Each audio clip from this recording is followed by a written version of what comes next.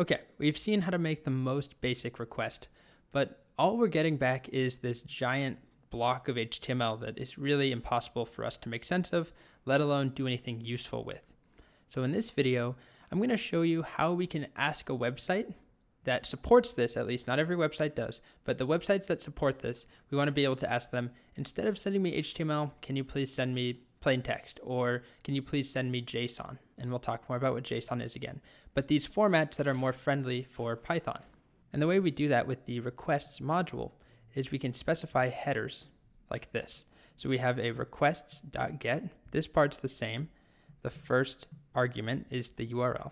But then we can pass in a keyword argument, headers, and it can be a dictionary of key value pairs. So header 1 is not going to be what we'd put there, but this is where we would put something like, please give me JSON, please give me plain text. And the way we specify that is with the header accepts, meaning the value, the type of data we will accept back. But before we make a request, let me show you the website we'll request. It's called icanhasdadjoke.com. If you haven't heard of dad jokes, they're just really cheesy PG jokes. Like, what do you call a group of killer whales playing instruments? An orchestra? Or two peanuts were walking down the street. One was assaulted. Yeah, very silly. Okay, I'm going to stop here. We're going to send a request here. And the first time we send a request will be to get an HTML response, what we see here. The next time, though, we'll see how to send it so we can get plain text or JSON back. So I'm going to make a new file, and I'll just call it headers.py. And I'm going to do the same thing, import requests, and then I'm going to paste the URL into a string. Notice that the URL is HTTPS. I'm not going to go into the difference really here, but it just means HTTP secure. You've probably come across it before. If we don't have that S there, we can't actually request that website. So we need that. And I'm going to just make a variable called URL again. Then I'll have my response equals requests.get URL. So by default, it's going to give me HTML. I'm not sending any header that says otherwise. And let's just do a print response.text. Okay? Let's see how it goes.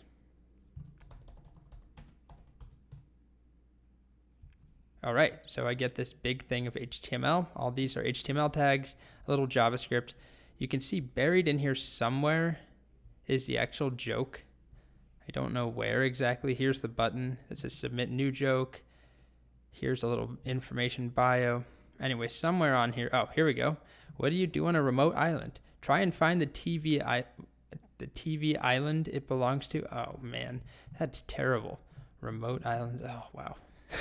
So as you can see, the information we might want if we were trying to build a little app that just posts or it just prints out a new dad joke every 5 minutes or something to the terminal, this is all we want. All this extra stuff is for humans to look at in a browser. So what we can do is specify the format that we want our data. And to do that, we need to pass in a header. So comma, and we'll do headers, keyword arg, equals, and it's a dictionary because we could pass in multiple headers, but all that we want is accept, just like that. And then the corresponding value is text/plain. So this is one other data type. There's one which is text/HTML, which is what we already do. And you'll see if I do the same thing, we get the same response. But if I do text/plain, this request tells the server, hey, I'm looking for this URL, but can you give me the plain text version? And let's see what that looks like.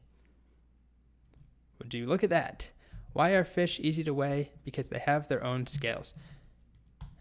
We're getting this, just the joke, that's it. Now, it should be really clear, most websites aren't set up to just give you plain text like this. This is a particular one I picked out because they have an API and they make it clear that you can use it for these purposes. But if I just ask Google, copy this URL over for plain text, let's see what happens. I still get the exact same thing. So it's not set up to handle that. So I just want to be clear about that. Now, plain text is good, but there's another format that's better for what we want, which is called JSON. Now, JSON stands for JavaScript Object Notation Don't let that worry you. You do not need to know JavaScript. You don't need to know any JavaScript. Just know the reason it's called that is because historically, when it was created, it was used to make requests with JavaScript and get data back to JavaScript so that it could be used quickly. But the more important idea is that it's a data format that Python can very quickly turn into valid Python code. So if we look at what this is right here, this is actually a string that's coming back. But if I change this to application/JSON rather than text/HTML or text/plain, application/JSON. This is just saying, please send me the JSON version of this site. This is just standard. It's always application/JSON. And if I try running this now, I'm not just going to print response.text. I'll also print response.json, which is a method.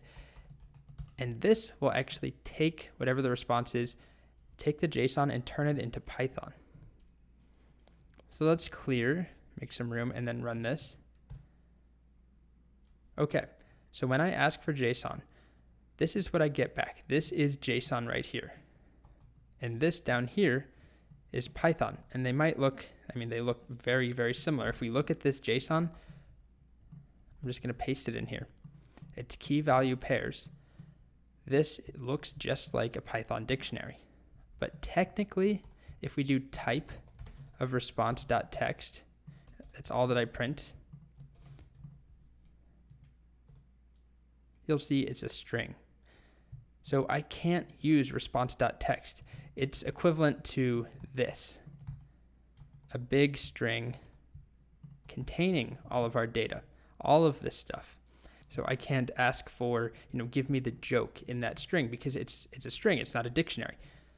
So instead, if we use response.json and save that to a variable, let's start by just doing data equals response.json.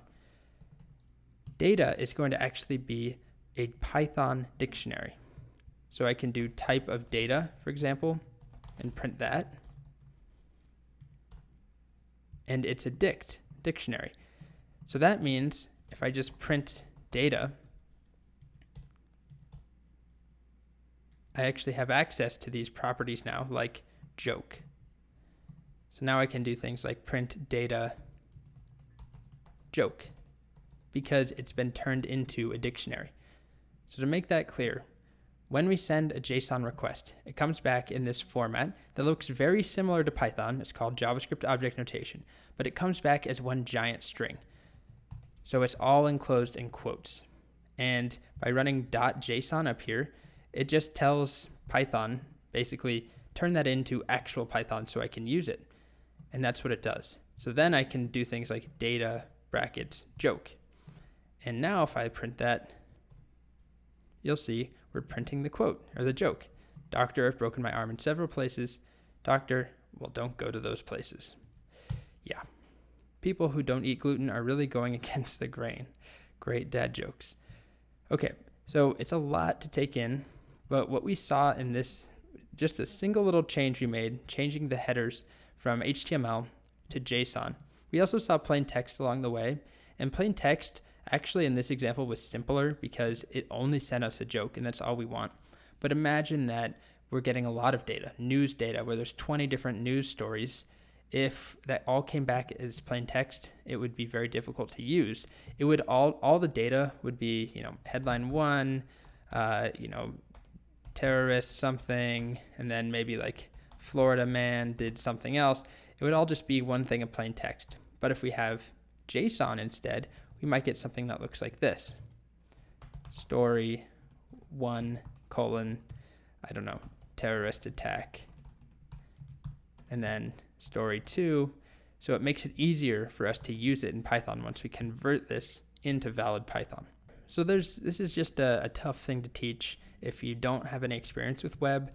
So we can just leave this in any request we make to an API. If it supports JSON, we want JSON. That's just a rule. And then we'll turn the response into Python code with response.json. It goes from a string to an actual Python dictionary, and then we can do things with it, like print out the joke. I could also do print data Let me do it on a separate line actually. I'll do an F string and just say status equal to data status. We have to pay attention to quotes, double, single quotes, that sort of thing. If I run this now, you can see, what did the judge say to the dentist? Did you swear to pull the tooth, the whole tooth and nothing but the tooth? Status is 200. Okay, so that was a lot, but we're making a request. We're asking for JSON. JSON comes back, turn it into Python, and then we can manipulate it. And that is a pattern we will follow basically from here on out. We don't want HTML. We want JSON. It is made, so APIs nowadays are almost always JSON, and they're made for other computers or code to work with. So that's what we've done here. All we're doing is printing a joke. But now what we could do is ask for a new joke every 5 seconds or in a continuous loop, which is not a good idea because you'll probably get blocked from the API. So you definitely want to wait a couple seconds. I'll show you how to do that later so you don't just overload their server. Anyway, important stuff, but kind of heavy. Hopefully I didn't scare you away because we can start to do some really fun things with this basic boilerplate. Make a GET request, ask for JSON, do something with it. Okay, we'll continue exploring in the next video.